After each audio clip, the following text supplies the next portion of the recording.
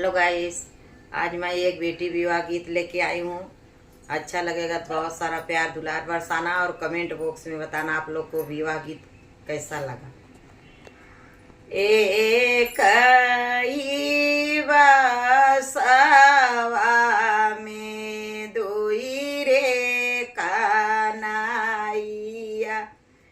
एक बांसुरिया एक बांस, एक ही बसवा में दुई रे कन्हैया, एक बांसुरिया एक बांस।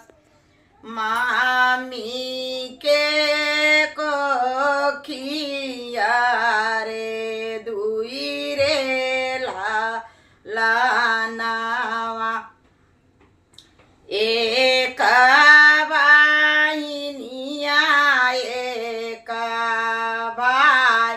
मामी के कोखिया रे दुई रे लाना, एक बहिनिया एक भाई। हम जाते चौल में खेले। पापा कहले बेटी दूध को सबिया भाई। मामी काहेली पाँच कोस, पापा काहेले बेटी 10 कोस बिया भाई।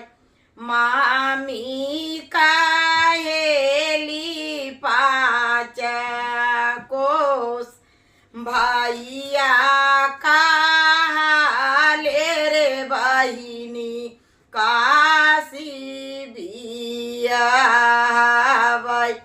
भैया काले रे बहिनी काशी बिया भाई। उठनीति कारी स्नान, भैया काले रे बहिनी काशी बिया भाई।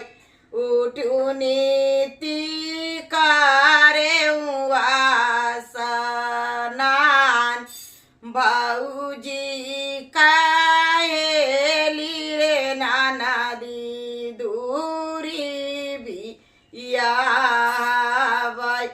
केहू नाया भाई केहू जाय, केहू नाया भाई केहू जाय। किया तोरा भाऊजी रे नुनावा चोरावाली,